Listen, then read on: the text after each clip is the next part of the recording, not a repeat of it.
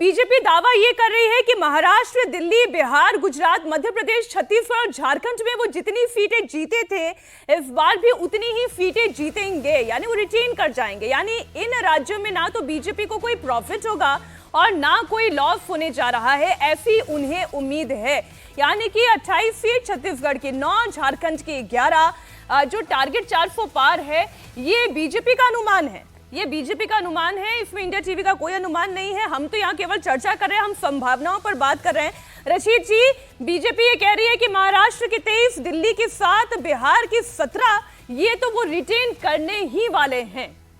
ये आपका प्रेडिक्शन देखिए, हर चुनाव दूसरे चुनाव से अलग होता है। मतलब जब 19 की जो देश की राजनीतिक स्थिति थी या जो लोगों का एक राजनीतिक सोच थी, आज उसमें बदलाव आया। तो दो चुनाव एक जैसे नहीं होते हैं, इसीलिए मुझे लगता है कि 24 की स्थिति दूसरी और महाराष्ट्र में ही एक बड़ा बदलाव आपको नजर आएगा। हो सकता है हम यहाँ पर चर्चा करें कि हिसाब जूं का तू कुनबा डूबा क्यों। किसका कुनबा डूबेगा? आप ये कह बीजेपी का? इसका मैं महाराष्ट्र का अच्छा, कुनबा भी तो कितना बदल गया है, कितना ज्यादा बदल गया है। दोनों के बहुत बड़े कुनबे हैं। 48 दल हैं जो भाजपा को समर्थन कर रहे हैं, जो एनडीए में है। कुनबा उनका बड़ा है। मीनाक्षी जी, एक चीज याद है, बीजेपी का कुनबा डुबा रहे हैं। वो कोई डूबे, जिसका कुनबा डूबेगा डूबेगा। प्रश्न ये है कि महाराष्ट्र में 48 सीटें हैं जी, और हम 23 पे लड़ रहे हैं। भाजपा मतलब जो भाजपा के पास है वो 23 है, तो 48 में से 50% भी सीट जो है भाजपा के पास नहीं है। जो इनके दावे हैं ना, आपका बेस्ट केस सिनारियो क्या था? बेस्ट केस सिनारियो जो शरद पवार जी ने कहा कि हमारी जो है 50% तक जरूर सीटें आ रही हैं, तो उनका भी दावा है कि 24 से ज्यादा तो उनकी भी डर नहीं है। हम तो 23 पे ही है। इसका मतलब ये यहाँ बराबर है। आपको बता रहा हूं, मैं बता रहा हूँ वही। अच्छा, कहाँ पे उनको उम्मीदें हैं? अगर आप किसी भी ये गठबंधन वालों से पूछे तो उनको उम्मीद है कि भाई जहां पे लोगों को चुनना होगा कि शिवसेना में उद्धव को चुनना है या शिंदे जी को चुनना है, तो देखिएगा वहां पे क्या होगा। जहां पे एनसीपी में अजीत पवार को चुनना है या शरद पवार को, वहां क्या होगा। नहीं, अच्छा, शरद पवार, मतलब ये मेरा ओपिनियन है, मेरा आकलन गलत भी हो सकता है, लेकिन शरद पवार को लेकर जो रिस्पेक्ट है, क्या वही अजीत पवार को लेकर भी है? क्या उद्धव ठाकरे के लेगेसी को लेकर है? क्या शिंदे के लेगेसी को लेकर भी उतनी ही है? रशीद जी जी, देखिए, आपने बड़ा महत्वपूर्ण प्रश्न किया। और देखिए, जब हम बात भी करते हैं कि राजनीतिक लेगेसी की, महाराष्ट्र की राजनीति में बड़े उथल पुथल रही पिछले दिनों, और अभी विधानसभा का चुनाव भी है।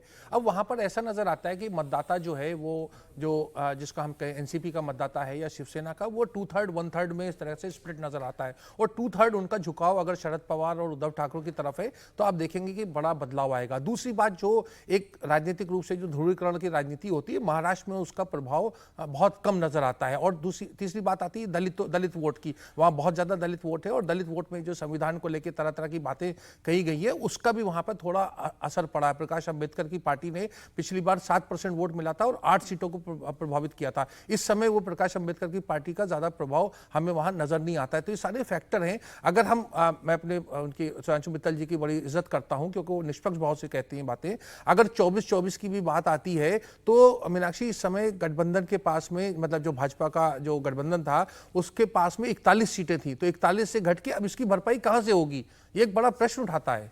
आनंद जी, मैं समझाता हूँ। 41 नहीं थी, ज्यादा थी। शिवसेना के पास 18 सीटें थी, हमारे भाजपा के पास जो थी 23 सीटें थी। जी, वो 41 की। और उसके साथ दो जो थे, 2 समर्थित थे हमारे, तो बेसिकली 43 सीटें थी वहां पे। अच्छा, जिन सीटों पे जहां पे प्रश्न चिन्ह उठ रहे हैं, पर एक चीज ध्यान रखिएगा कि 43 एनडीए, 330 में वो 43 शामिल नहीं है, 323 में 23 ही है शामिल। अगर आप आधे की बात कर रहे हो तो बीजेपी को 1 सीट का फायदा दे रहे हो।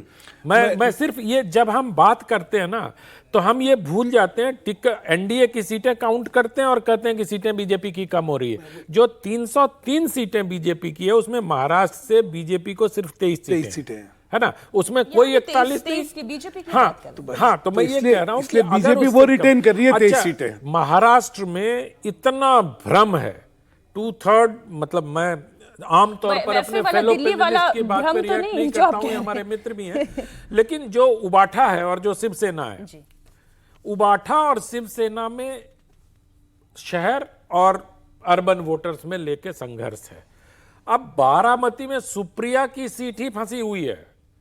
क्या बात आप लोग ये कह रहे हो ना कि शरद पवार की बड़ी इज्जत है, इज्जत होगी, लेकिन कार्यकर्ता उनके भतीजे के साथ था, उनका भतीजा लगातार कार्यकर्ताओं के साथ संपर्क में रहा है। तो ये भाजपा ने तो निवेदन मैं ये कह रहा हूं कि अगर भतीजे के साथ कार्यकर्ता है, उद्धव ठाकरे के जो शिवसेना है, जो सर्वोच्च न्यायालय के फैसले के मुताबिक जो शिवसेना है और जो उबाठा है, उद्धव बाल ठाकरे, आपकी बात। तो उबाठा और शिवसेना का जो मुकाबला है, तो मुझे लगता है कि जो रूरल वोटर्स है और उद्धव ठाकरे के नेतृत्व में कोई स्पार्क कहीं किसी को नजर नहीं आ रहा, भविष्य नजर नहीं आ रहा। तो मुझे लगता है कि मतदाता लोकसभा चुनाव में, और जिस प्रकार से महाराष्ट्र में एक नैरेटिव बना कि उद्धव जी ने नरेंद्र मोदी को धोखा दिया, आप अगर विदर्भ के क्षेत्र में चले जाओ, तो मैं अभी वर्धा गया था यूनिवर्सिटी में, तो बड़ी परकोलेट कर रही है ये परसेप्शन लोगों के बीच में कि जिसके साथ चुनाव लड़के आप जीते, उसी के पीठ में छुरा भोंका। और वो जो बाल ठाकरे साहब का, मैं क्षमा करना, एक सेकंड ले रहा हूं, एक सेकंड रशीद जी हंसे जा रहे हैं, मैं क्या करूं बताइए। मतलब वो 4 जून तक हंसते रहे, ईश्वर करे। लेकिन जब मैं अभी मुंबई गया था, तो ईद के समय गया था, तो ईद पर जो बधाई संदेश के पोस्टर लगे थे वहां, वो एक तरफ शिवसेना बाला ठाकरे और एक तरफ वहां के मुस्लिम नेता का। ये जमीनी हकीकत है, जनता इसको बर्दाश्त नहीं कर पा रही है वहां कि बाल ठाकरे की विरासत मुसलमानों के साथ जा रही है, जिसके बाल ठाकरे बहुत विरोधी थे। तो ये सारी चीजें जब आप जमीन पर जाओगे, तब आपको पता चलेगा, यहां बैठ के नहीं। मीनाक्षी जी, 2 बातें।